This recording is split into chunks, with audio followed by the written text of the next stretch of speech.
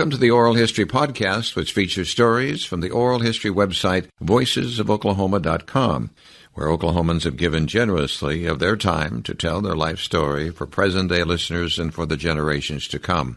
Our entire collection is available at voicesofoklahoma.com. By subscribing to our podcast, you will be notified of new Oklahoma oral history podcasts. So now listen to another interesting storyteller from voicesofoklahoma.com. Russell Myers is best known for his newspaper comic strip Broom-Hilda. He was born in Pittsburg, Kansas, but the family moved to Tulsa, Oklahoma when he was 7. He was sketching and drawing while attending Lanier Elementary, Wilson Middle School, and Rogers High School. Russell attended the University of Tulsa, where his father was a faculty member. After Russell's first comic strip submission for syndication failed, he began working for Hallmark Cards in Kansas City, Missouri in 1960 as an illustrator of greeting cards. The idea for Broom-Hilda came from writer Elliot Caplin, brother of cartoonist Capp. Elliot Caplin described the character to Myers, and Myers then designed the characters and wrote the scripts. Broom-Hilda was first published on April 19, 1970, and was carried by the Tulsa Tribune. Now, 50 years later in 2020, the Tulsa World continues its publication. Listen to Russell talk about his days in Tulsa, his work at Hallmark Cards, how he came to create the character of Broom-Hilda, and his 1970 Cadillac on the oral history website, voicesofoklahoma.com. My name is John Erling, and today's date is April 20th, 2020. Russell, would you state your full name, please? Russell Benton Myers. And your date of birth? October 9, 1938. And that makes your present age? 81. I am in Tulsa, Oklahoma, and we're obviously recording this by phone. Where are you, Russell? I am in Grants Pass, Oregon. Before we move on anymore, we have this coronavirus, COVID-19. How is that affecting you, and what are you thinking about these days as we're facing this? Well, I just read yesterday that Oregon is in the bottom 5 of states affected by it, and I'm in a small town in the southern part of the state, away from the majority of the population, so I think we're in what you might call a safe zone. It shut down most of the places that I like to go. And being as elderly as I am, when I do go to the store, I wear one of the masks and try to be as careful as possible. But mostly I'm just annoyed by not having all my conveniences at hand. Yes. Well, you sound like you're in a safe place, so you can control one of this. The safer places, I think. Right. Jimmy Trammell of the Tulsa World had a really nice story on you in Sunday's paper, April 19th of 2020. You may not have seen it yet, but he did a great story and a long story on you, and I know when you see it, you'll be very happy. I'm sure I will, because Jimmy's a very nice fellow, and I talked to him. Hey, and speaking of comic books, he is a comic book collector. He told me he had between 30 and 40,000 comic books. Wow. I told him you're either single or have a very understanding wife. Yeah. He has an understanding wife. Well, he put us together, and I'm happy for that. And then the special cartoon that you drew for the Tulsa World in that article is major banner headline of your story, and it was pretty cute. Good. I sure hope he sends it to me. I'm sure he will. Where were you born? Pittsburg, Kansas. Your mother's name? My mother's name was, Maxine Myers.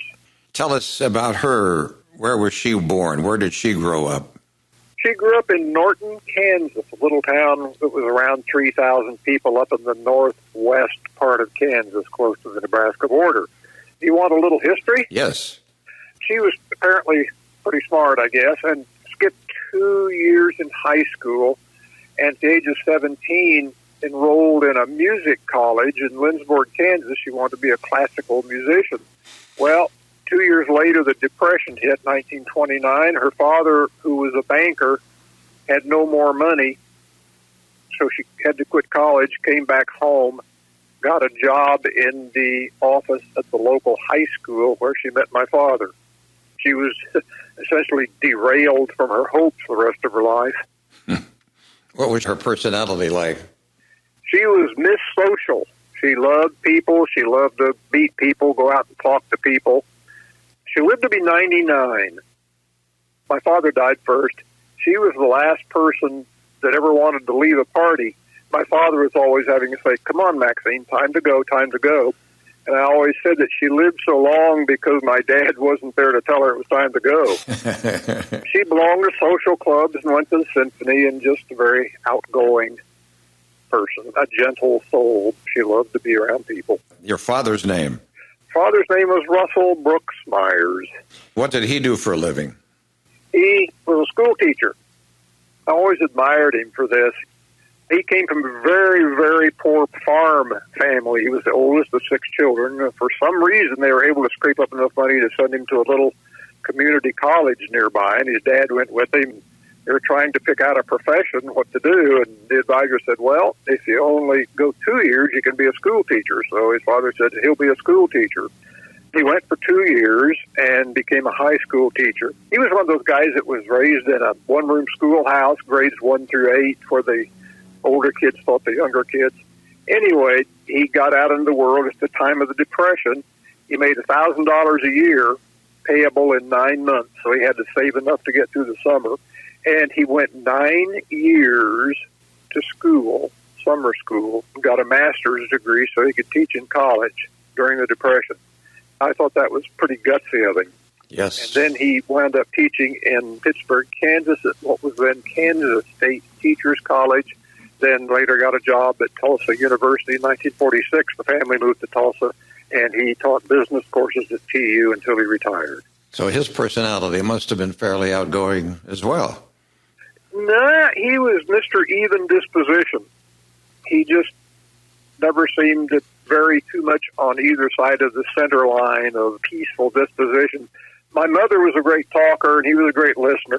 That made a good marriage because they were married for 65 years.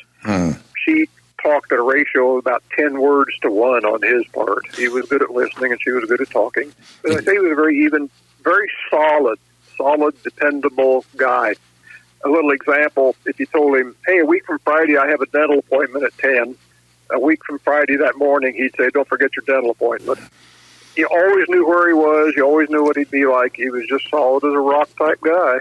No imagination whatsoever. That came from my mother's side. But Mr. Dependable. Oh, one final thing about him, he was very careful with money because he had to be. I told him, I said, "You don't know where your first dollar you ever earned is, but you know the name and address of its second owner." Did you have brothers and sisters? I have one sister, Melinda, who is 7½ years younger than I am. You did move to Tulsa. How old were you when you moved to Tulsa? 7. So that's pretty much all I remember is Tulsa. Your artistic bent, did you get any of that from your parents at all, do you think? Well, the artistic bent, as far as I can figure out, came from my mother because she wanted to be a musician and she was interested in music and that sort of thing. It did not come from my dad, who was just a very pragmatic, as I said, unimaginative guy. So if it came from anybody, it came from her. And really, nobody else on either side of the family that I'm aware of had any artistic interest. What did your father do at Tulsa University? He taught business courses. Remember the first school you attended? Sidney Lanier. When does this sketching and drawing come into your life? As early as I can remember. If I was bored by a class, I'd try to sit as far as I could in the back and draw and not pay attention. I'd draw in my little notebook and just do what I wanted to do. I just always was interested. I thought the funny papers, the Sunday funny paper, was the most wonderful thing I'd ever seen in my life. Back then, the Tulsa newspapers, the Sunday comic section was 16 pages, and the pages were larger than they are now, and I was smaller. So by comparison, they were just magic. And this was before television. I thought they were just the greatest thing, and I wanted to do it, and I wanted to know about it. So you were naturally born with an interest in this from the beginning. It seems like it. Now that I look back, I was not aware at the time, but you talk about people born to something, I guess that's what I was born to because it was the only thing I ever wanted to do. And fortunately, it was the only thing I could actually probably do, so I was lucky to be able to do it. Were your parents supportive of your early sketching when they saw you in grade school? My mother was supportive of my interests. My dad looked on. He never said anything against it, but I don't think he understood it. And about the only thing he ever said was, "Don't you think you ought to maybe get a degree in something else in case you had to fall back on something, which was reasonable enough, because if I had a kid who said I wanted to be a cartoonist, I'm not sure how I'd react to that either. Do you have children? Yes, I have a son and a daughter. Were they interested in cartooning? Neither one of them are remotely interested. One of them is an attorney, a patent and copyright attorney, and the other daughter and her husband are in the horse business. They train, sell horses. When they were young and they saw your cartoons in the newspaper, were they taken with that, or that was just Dad? Yeah, they just seemed to take it for granted. Neither one of them showed much interest in it. I can't remember them saying, "Oh, gee, Daddy, teach me how." It was just the way it was, and they had their own interests, which were different from mine. The first house in Tulsa, do you remember that? The first house was at 1243 South Jamestown. What do you remember about that house in the neighborhood? Oh, I remember that there were several kids in the neighborhood, and we'd all go out and play. We'd run through each other's yards. We played cowboys and Indians. We all had Capp guns, and we shot each other to death 1,000 times, and just ran through everyone's yard. Nobody seemed to complain. It was just kind of like a little Our Gang movie growing up experience. So then your middle school experience, where was that?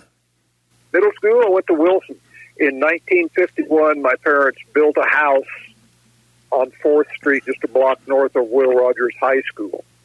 Back then, you just walked or went everywhere. I rode a bike to Wilson, and nobody seemed to think there was anything wrong with that. And then when I went to high school at Rogers, of course, I was a block away, so that was convenient. Then I went to TU, and that was a mile away. So everything was located nicely.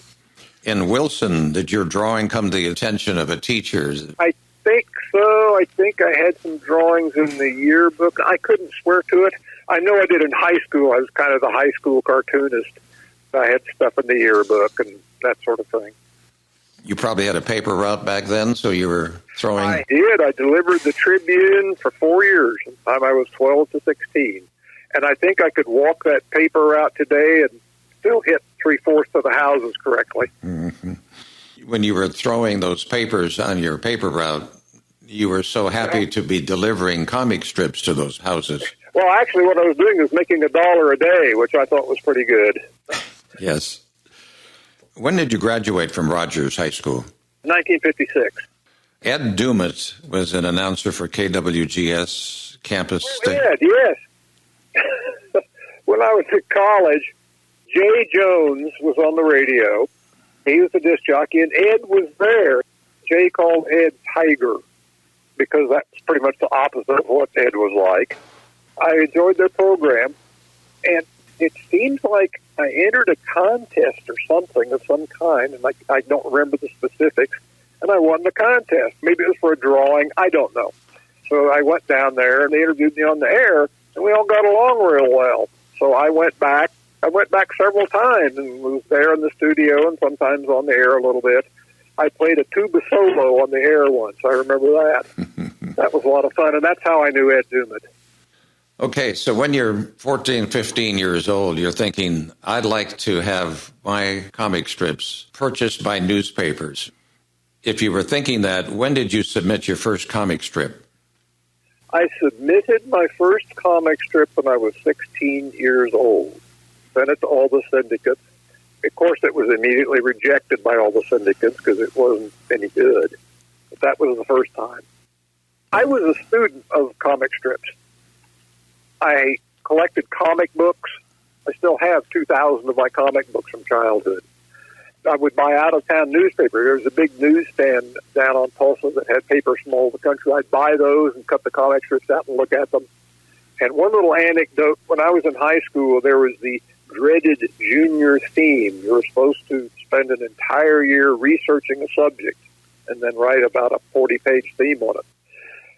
Well, I waited till a week before it was due and just sat down and wrote it out of my head about comics and cartoons, and I got an A+ and a commendation. I was an encyclopedia. I just studied and studied and studied this stuff. I didn't particularly know I was going to do it someday. I was just fascinated by it. If I was interested in something, I could learn it. If I wasn't interested in something, I had trouble learning it. But anyway, I still have that junior theme with my A+ on it. What was your first comic strip about? As I recall, it was about a little policeman, a little officer. At that age, you were reading other comic strips. What comic strips were you fascinated by? I loved Dick Tracy. I loved all the shooting and the violence and the weird villains and the humor in it. I liked the work of Roy Crane, who did Buzz Sawyer, and I loved the Donald Duck and Uncle Scrooge comics done by Karl Marx. Those were my three comic heroes. I liked other things, but those were the ones I liked the most. And I was able, fortunately, to meet all three of those fellows later in life.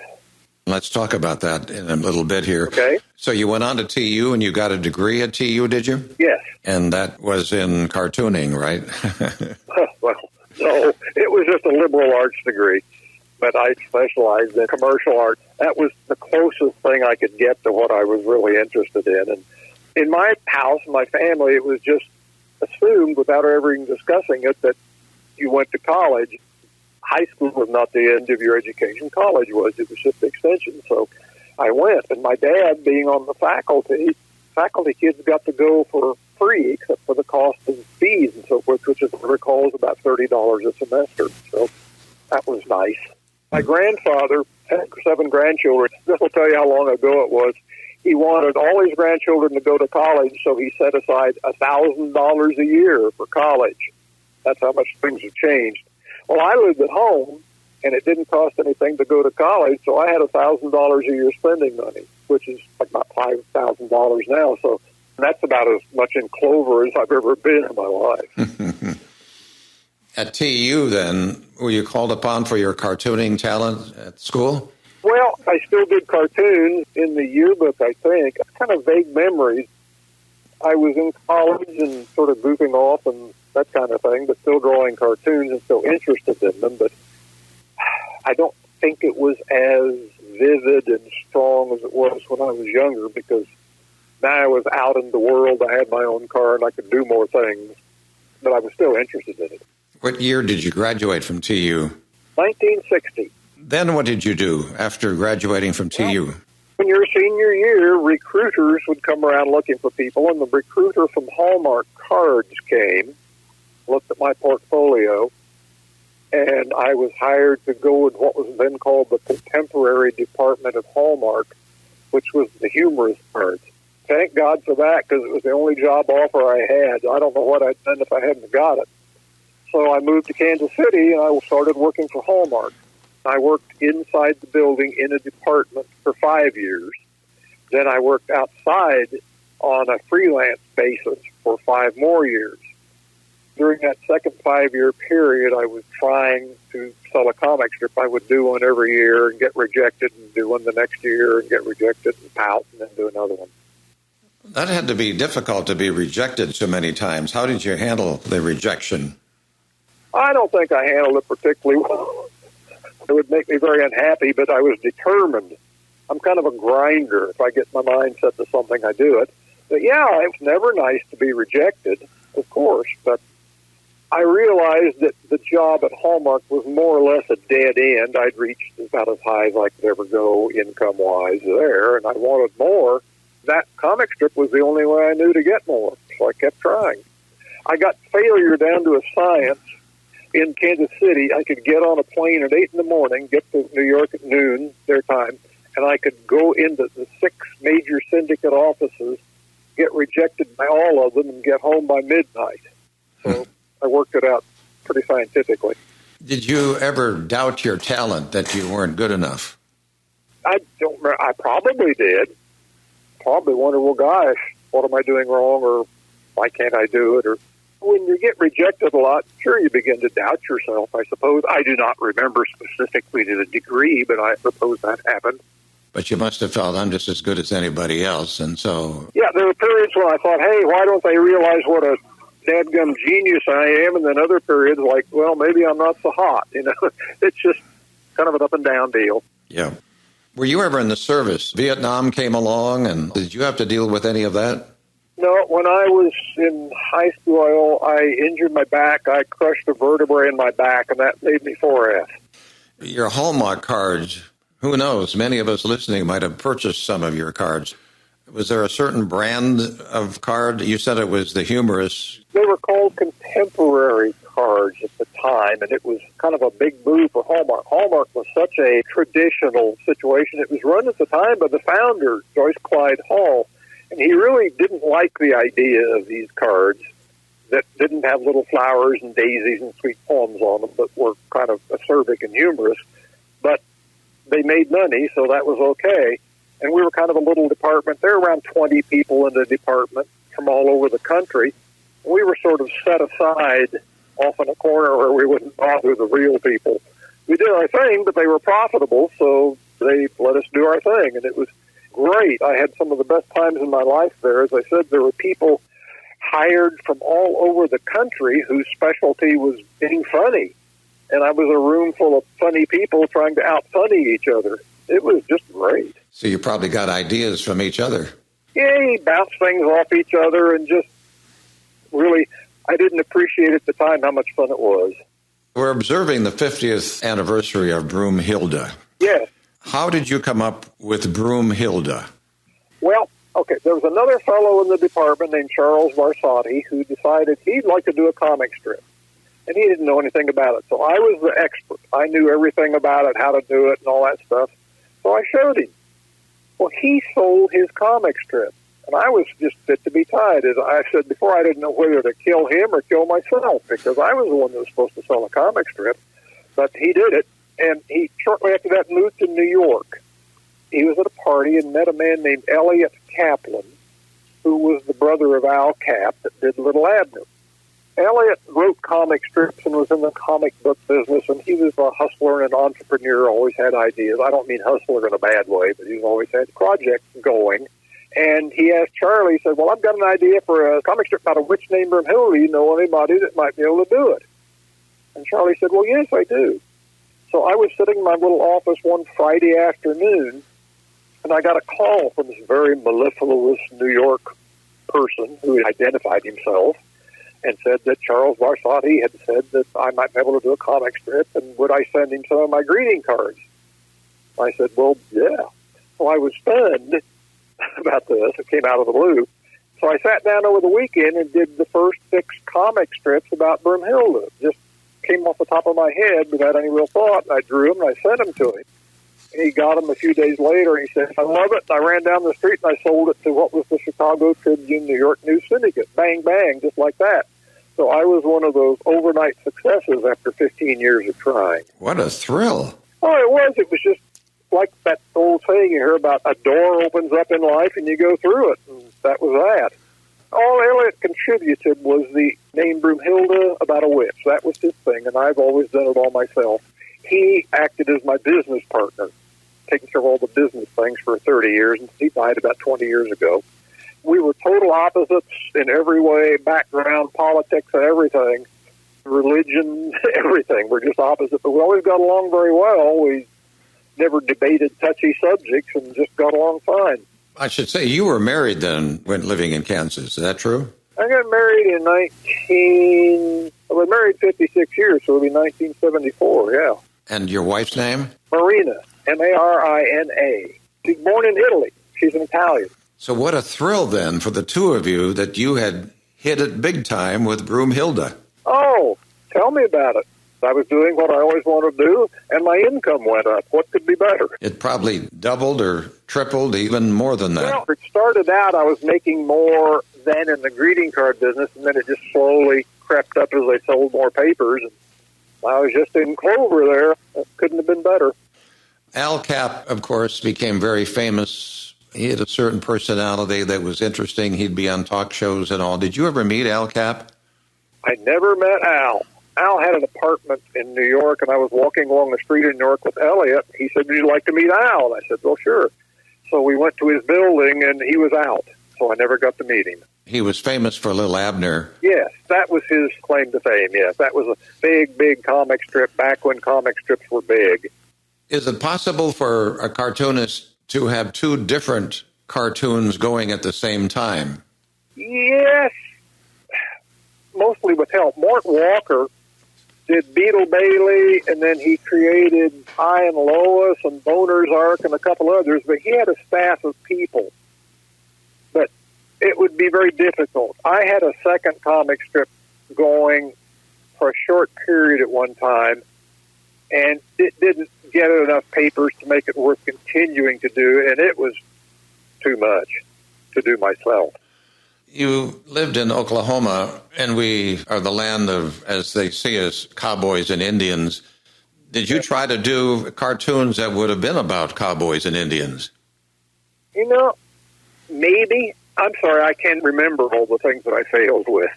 That might have been, because that would have been kind of a fun subject, but I really can't say for sure. I just don't recall.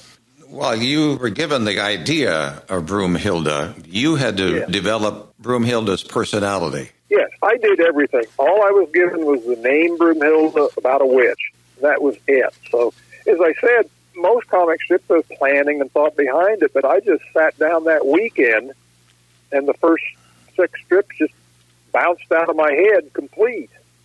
And that was all there was to it, and it just went from there. So then immediately you thought of Broom-Hilda as being a very inept witch, a poor representative for her witchcraft? Inept and cranky.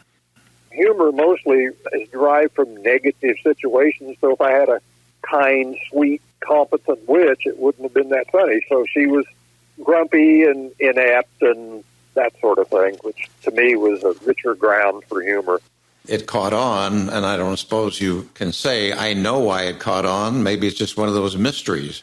It caught on because I guess people wanted to read it. That's the only thing I can tell you. I'm in a business where, it's like radio, television, movies. If people like it, it works, and if they don't like it, your history. And then I suppose you were wondering whether your hometown newspaper was going to carry it or not. They bought it right the first day, and bless their hearts, they've been carrying it for 50 years. How many newspapers have carried your cartoon at any one time? I used to keep track a long time ago, but if I were to lose a paper, it made me unhappy, so I quit keeping track. The number I heard was, at its peak, it was in around 300 papers. That's got to be a thrill to know that. Well, yeah, it is. But I always wound up comparing myself to Peanuts and Garfield, which were in over 2,000. But that's not fair to me. So I never was at the Peanuts or Garfield level as far as circulation or income, but it was a nice living. I never missed a meal. When you hit it big with Broom-Hilda, about how old were you? 50 years ago, I was 31. 31. So you were able to do some nice things, probably bought a new car, as a matter of fact. Oh, yes. That was one of the first things I did. I ran out and bought a new car, nouveau riche, that kind of thing. And then not long after that, we moved from Kansas City.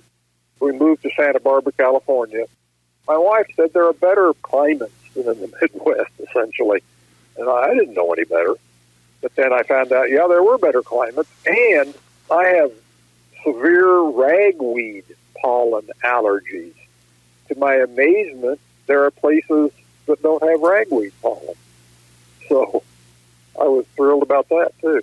And then you moved to Oregon, to Grants Pass? We lived in Santa Barbara for 7 years, and we moved to Oregon 40 years ago, and I'm still in the same house on the same street. Early on, you were named the National Cartoonist Society Top Humor Strip. Yeah, I won the award for the best humor strip. I think it was 1975. And you've been the creator of Broom-Hilda all 50 years. Some of them now are passed on from one creator to another, so that's also another feather in your hat. Yeah, well, I'm beginning to enter more and more into, I guess, if I may use the term, a fairly elite club of guys, not elite, but exclusive, or maybe a club with not many members of people who have done a comic strip all by themselves for 50 years. How do you keep coming up with ideas? Well, it's a job. I treat it as a job. I look around at things, and I look at other cartoons like priming a pump. I don't use anybody's ideas, but if I read some cartoons and I start thinking about cartoons and subject matter, it's a process I can't fully explain to you. It's kind of like mental gymnastics. You take something, anything like a fire plug or a tree or a cat or something, and then you twist it around and make something funny out of it. And I can't describe the mechanics of it specifically. It's an ability, like some people can do math quickly in their head, or some people can run a 4-minute mile. It's just some kind of something that you can do. Would current events ever make it to Broom-Hilda? Like, would this COVID-19 ever make an entry? No, not really. I don't deal with that stuff. They live off in a forest all by themselves. And yeah, I deal with things like computers and telephones, but no, I'm not into the current event stuff. So then that can't spawn any new ideas. They just have to come out of that little world that you live in with Broom-Hilda, and you are there thinking about not just her, but you think about these other characters as well, Gaylord Buzzard and Nerwin and Wolfie and Big Lump, and you're having conversation with all these people. It's not just Broom-Hilda. Well, I have essentially just really 4 main characters in the comic strip, and over the years it's simplified down to those 4 characters, and I deal with those, and they seem to cover all the ground that I want to cover. We should say that Broom-Hilda was adapted twice for animated television series. 13 episodes of Broom-Hilda in a filmation series, Fabulous Funnies, and NBC. Yes, back in the, when was it? 70s, I guess it was, yeah. You really became extremely successful beyond the newspapers. Yeah, it was for a while, yes. I had my 15 minutes of fame, or 15 years of fame, whatever you want to call it. And then in many books as well. Yes, there were a lot of reprint books. Has to be fun to know that you've had that going for you and that it's still interesting to people these 50 years later. Well, it really is. The way the newspaper pages are set out, there's, generally speaking, a set number of comic strips. They don't add comic strips. They replace comic strips. If they're going to put a new one in, an old one goes out. So it's kind of survival of the fittest. In my beginning, I was chomping at the heels of the old guys, and now new guys are chomping at my heels. So it just keeps going like that. You think Broom-Hilda has changed over time, and with your age, you see things differently now that you couldn't have seen when you were in your 30s? The artwork is simplified quite a bit. For one thing, size of the comic strips as they are printed in newspapers has shrunk several stages over the last 50 years. So drawings now are simpler, because if they were as complex as they were 50 years ago, it would just be too much. So I simplified that. I don't know that I can answer that question specifically, because I would have to look back at what I've done to see if there are changes. I just keep plugging ahead and don't think too much about what went on previously. How far ahead are you with Broom-Hilda? Oh, my, that's almost embarrassing. I'm about a year and a half ahead. I used to hear stories about old guys that were always on the deadline. They'd live up in Westchester County outside of New York. They'd be coming in to try to get the last strip done before they got into the city to deliver it, and go to sleep on the train and miss their stop. I'm kind of a belt and suspenders guy. I always figured that no matter how much money I earned, I spent less, and I always have a backlog prepared and, emergency funds. And so I have an emergency fund of strips. I always wondered why they had trouble with deadlines, because I found it fairly easy every week to just do 1 or 2 extra strips. That gave you time to take a vacation or prepare ahead or whatever you wanted to do. Yeah. And right now, during this virus thing, about all I've got to do is just sit in the house and draw pictures. So you're churning them out. I mean, even today or yesterday? Or I work 5 days a week. I don't ever do anything on weekends. Did you keep certain hours, like 8 to 5, and I'm in the office and I'm going to do cartooning, or how did that work? The office is a room in my house. Yeah, I do. I'm kind of a middle-class, middle American, middle-of-the-day guy. I get up and do the morning things, and then I sit down and go to work and do them in the middle of the day. But, yeah, I keep pretty regular hours. It will vary some from day to day, depending on how long it takes to get the stuff done. But, yeah, 5-day-a-week worker. There must be something in the water here in Oklahoma. We've talked about Dick Tracy, Chester Gould. He was born in Pawnee, Oklahoma in 1900. Then we have Bill Malden, cartoons of Willie and Joe. Oh, yeah. He joined Oklahoma's 45th Division, and that's where he drew his humor. He was a Santa Fe, New Mexico native, and he joined the 45th Division at 18. Okay. We also have Carol and Jack Bender, who've continued the Alley-Oop comic strip. Yes. As I recall, they lived about a mile away from my parents' last home. It's interesting with Dick Tracy and Chester Gould. Chester introduced the two-way wrist radio. Yeah. And the closed-circuit television, both of which were later invented. I'm wearing a Dick Tracy watch, so to speak, right now, an Apple Watch, where I can talk into it just like Dick Tracy did. Yeah, I know. He prided himself on that, things that were ahead of time. Yeah. And I mean this in the kindest way. Chester was kind of a functional madman. His imagination was so bizarre, if you read the strip. The characters, the villains, and B.O. Plenty and Gravel Gertie, he was just wonderful. And yet, if you meet him, he looked like a little banker. When I met him in Chicago, he had his little snap brim hat and suit and tie and overcoat. He looked like my grandfather, who was in the banking business. But he had the brightest blue eyes. It was just like there was this wildness lurking behind these eyes. He was great. He was talking to you, another cartoonist, and he was very respectful, I'm sure, of your work. I guess he was. I don't remember. I just remember I looked into those eyes. I thought, oh, wow, just blazing out at me. Out of this otherwise very, I don't know what to call him, staid, average-looking Midwestern guy. I was reading that back then when I was in my early teens, and I remember when he introduced Sam Ketchum to the cartoon strip, and Sam Ketchum had a hard time catching on. They were always a little leery of Sam Ketchum, and he was always this person that it seemed like he was always new, and they hadn't totally accepted him. And I haven't read it for a long time. I don't know. I hope they've accepted Sam Ketchum by now. What I remember about Sam is he always had a cigarette sticking out of his mouth. That's Did you have cigarettes or beer with Broom-Hilda? Yeah. I'm kind of almost a throwback to my parents' generation. I really enjoyed vaudeville humor and the early radio humor shows. And when Broom-Hilda started out, she smoked cigars and was drinking beer and that kind of stuff. And that became not the thing to do, so that phased out of the strip. But, yeah, I was that way for a while, sure. Here I have the comic pages from yesterday's Tulsa World. If you have any comment about them, of course, Blondie. Did you have any interaction with the creators of Blondie? No.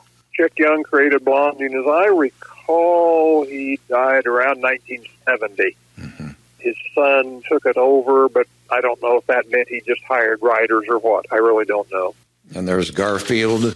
Jim Davis, when he first got the comic strip, I had formed my own corporation early on, and he called me. When he was in his first year, he said, I hear you have a corporation. And I said, yeah. And he said, well, how does that work? And so forth. And I told him, okay, and explained it to him. He said, thank you. And that was the last contact I ever had with him, just that one phone call. How about Beetle Bailey, Mort Walker? I met Mort Walker, who's now dead. I made it the point to try to meet as many of these people as I could. Way back when I was beginning, I was starstruck. And I went to Mort's home in Connecticut and met him, and he was very gracious and spent some time together. That was the only time I ever saw him. Was he a military person? I wonder why he chose the military theme. Yeah, he was in the Army, and that's how he got that idea. He was a Kansas City boy. Well, it's fun to go through this and then to turn the page, and there's Broom-Hilda. Well, good. You know, it's funny, it's a very isolated business. You sit in your room or wherever you sit all year and do it by yourself. And the conventions are about the only time that you meet the other people unless you happen to live in an area. It used to be many of the cartoonists lived in New York or outside of New York because that's where the magazines and the syndicates were headquartered, but now they're spread all over the country. So unless you go to the conventions, you just don't meet these people. There you are, Russell Myers. I never thought I'd be talking to the creator of Broom-Hilda. Sometimes when you go into your office, as you say, and you want to set to work, do you have, as writers do, they'll have writer's block, days that just ideas do not come to you? No, I have never had writer's block. What I've had is quality variation. And what I mean by that, I've always believed that if you just put a whole lot of stuff down on paper, you'll get enough out of that to do your work. So what will happen, let's say I write 10 ideas. One day, 8 or 9 of them are usable, and next day I write 10, and 1 or 2 of them are usable. So the law of averages will just give me enough to keep going. That I've never not been able to put something on paper. It just depends on, sometimes it's good and sometimes it's not good. Do you ever run your ideas against your wife and say, what do you think of this? No, I never have. She's like my kids. She's not particularly interested in what I do. She's glad that I did it, and we all ate well and everything. But no, not really. So your ideas are in the office. I mean, sometimes my best ideas come when I'm driving around. Do ideas come to you? You go out for a walk or drive, and then you think, oh, Broom-Hilda could say this. No, they don't come to me. I say, okay, it's time to write. So I write the stuff. I write it down on paper and then put it in my notebook. And then I really don't think about it after that. A couple of weeks ago, I got an idea, which surprised me because I never get them unless I'm actually trying to write them. You just have it. You improved and you learned along the way, but it just is that quirky gift that you were given. That's the best way that I can describe it. You had this little gift to take ordinary things and tweak them and make them hopefully funny, and it's just something that you can do. Yeah, that's just the way it is, and it's not something that you can explain, except I think we explained it pretty well in the way you said it. Did most of these other cartoonists, Chester Gould and so forth, do you sense that they also started young? They just couldn't help from keep doing it? I've read a lot about Chester. Chester wanted to be a cartoonist, and he tried and he tried and he tried for 10 years. He just worked his butt off for 10 years and couldn't get anything going. And so finally in 1931, he got Captain Patterson up at the Chicago Tribune to accept Dick Tracy. First it was going to be called Plainclothes Tracy, but then they shortened it to Dick because Dick was short for cop back then. But he, in a similar sense to me, just tried and tried and tried, and finally succeeded, overnight after 10 years of trying. Have you sensed that sometimes you strayed off the sense of humor for Broom-Hilda, and then you thought, wait a minute, I'm getting away, I'm not the way it was, and I need to get back on track again? I don't remember anything like that. Once or twice I tried some political thing, make a political comment, and I was so bad at it that I thought, well, that's not for me. But mainly, no, I don't recall anything like that. I've kind of gotten the groove and stayed in it. I think I'm aware of my limitations now. How is it now? You do a cartoon and then you send it on to where? I send it to a place called Quad Graphics up in Wisconsin, and I'm not really sure how it works anymore. They take care of the printing, and it goes from there, and then I think it's sent back to the syndicate where my editor checks it or edits it, and then it's sent out to newspapers. I honestly am not sure of the mechanical details of how it works. Has your editor ever rejected, oh, you can't run this one? I've had the same editor for almost 25 years. It's a woman that I just dearly love, and we get along. And I've pretty much mastered the boundaries of what I can and can't get away with. And she has, maybe 2 or 3 times in 10 years, suggested that something might not be appropriate. I've gotten to where now I can smell it ahead of time, and if I think something is not going to be a good idea, then I'll ask her, and usually she agrees that it's not. But essentially, no. I'm one for easy ones because I don't give her any trouble and I don't require any nursing or anything. So then you just see yourself doing this until you'll never lose interest unless you're healthy. Yeah. I don't want to predict. I'll say this for the foreseeable future, I intend to keep doing it. But you never know what the future brings, to quote an old cliche. I can't get rid of this question. I've got to ask, what was the make and model of that first new car you bought? Oh, I bought a 1970 Cadillac, coupe de ville, brown with a beige top. I'm kind of a car guy. I've always had a lot of cars, and I collected cars for a while. Back in the 60s, I was buying American muscle cars. And when I sold the strip, I became nouveau riche for a little while and bought that Cadillac. I got that out of my system and then did other things. Wow. Did you buy a brand new house? No, I owned 2 houses in Kansas City. Not at the same time, but moved from one to the next. And we stayed in the second house after the strip was sold and then moved to California. So, no, I did not buy a new house. Oh, my, that Cadillac. That was wonderful. Oh, that was quite a big boat. I was pretty thrilled with that. And now today, Cadillac has a whole different image. Boy, it does. They really lost their way. In the 80s, they were taking Chevrolets and putting Cadillac names on them, and they were just awful cars. But now it's more geared to maybe a younger crowd. And they're trying. Yeah. They're trying, but I still don't think they know quite what they're doing. They used to be the standard of the world, and now they seem to be kind of the confused standard of the world. My in-laws bought a 1985 Cadillac Fleetwood, which is the big one, and the engine had 145 horsepower. And in Santa Barbara, there were hills, and that thing would barely go up hills. And then they took the small Chevrolet and made a Cadillac Cimarron out of it. All they did was take the Chevrolet and put leather seats in it, and they just ruined themselves. They're trying to come back, but they've tried several different things. They tried to be sporty. They tried to be luxurious. It's like someone kind of going around in circles, not knowing what direction to go in. Were you interested in cars when you were, say, a 14-year-old boy living here in Tulsa? I've always been interested in cars. Since I was a little kid, I was interested in cars. I liked them and fascinated by them, and still am to some degree, yeah. You remember in Tulsa what was a car that you thought was really, really special at that time? My first nice car was a 1955 Plymouth that I bought, I think, in 1957. I drove that about 50,000 miles, and that was the nicest car at the time I'd ever had. You remember any names of the car dealers back then? When you ask me a specific question, I can't remember. If we quit talking about it later, I could probably remember some of those car dealerships. What about Watt Henry? I remember Watt Henry Pontiac, Greenleaf Cadillac in Tulsa, and the Cox Motor Company. Yep. What about hamburger stands or restaurants? Hardin's Hamburgers. Down at 11th and Pittsburg was Hardin's Hamburgers.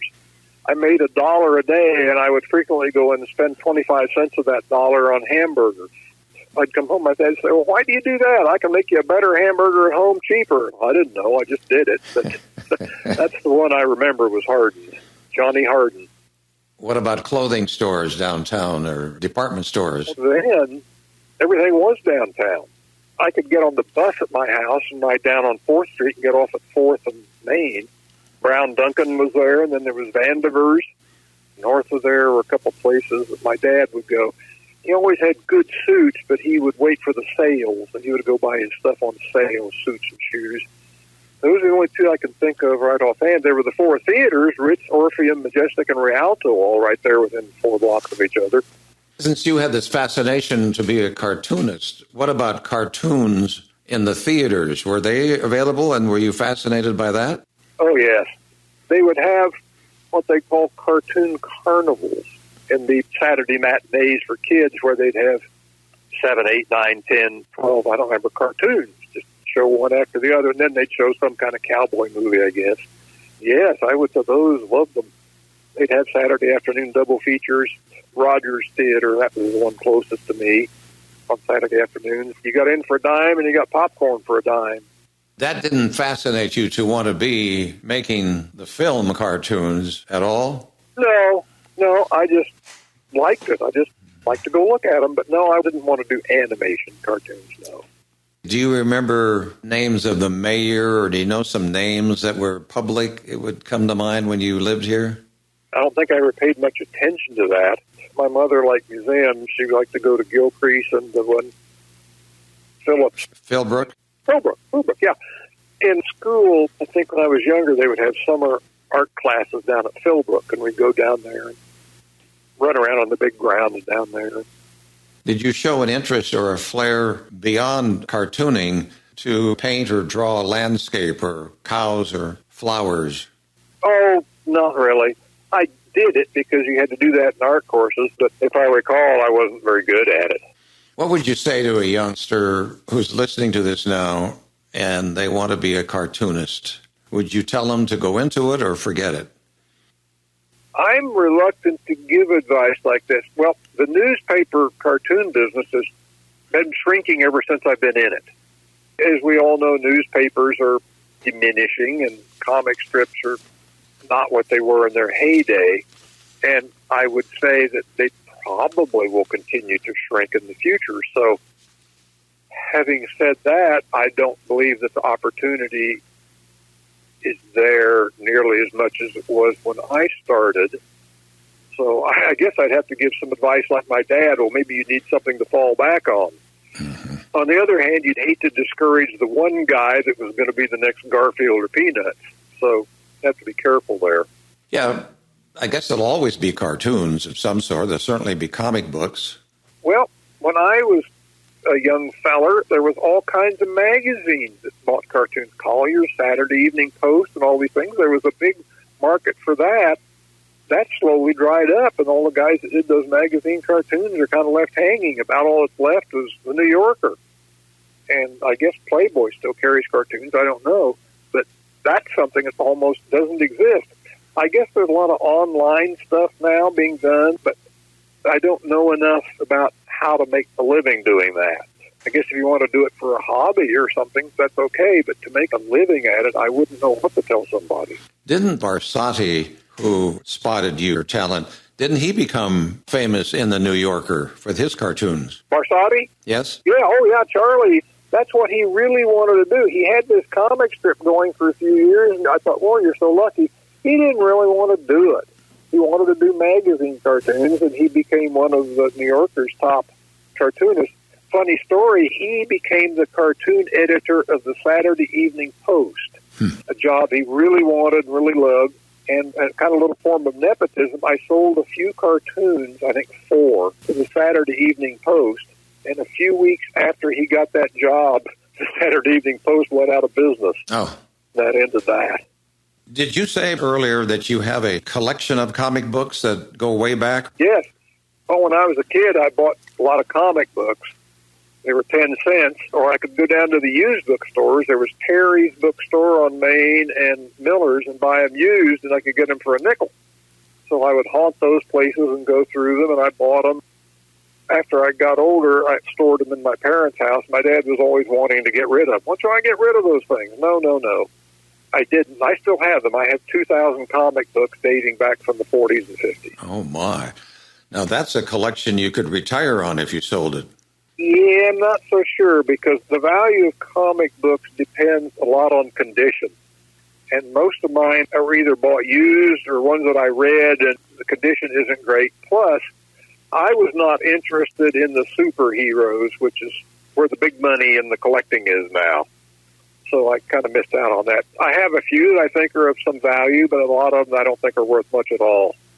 I don't know what to do with those, frankly. What kind of comic book were you interested in?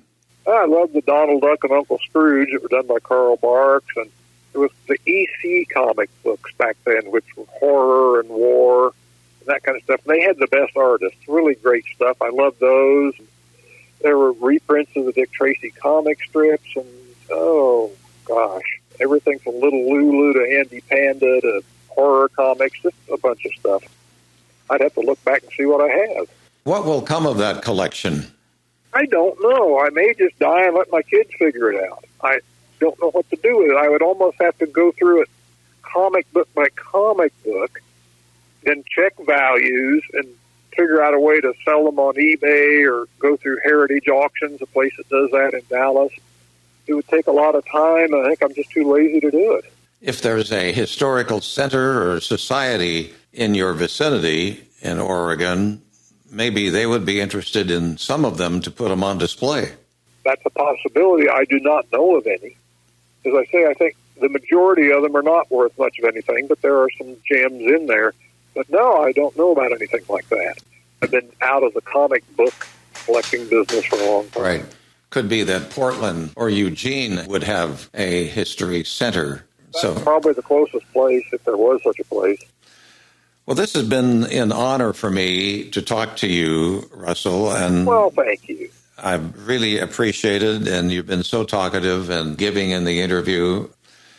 I just will look at Broom-Hilda in a different way.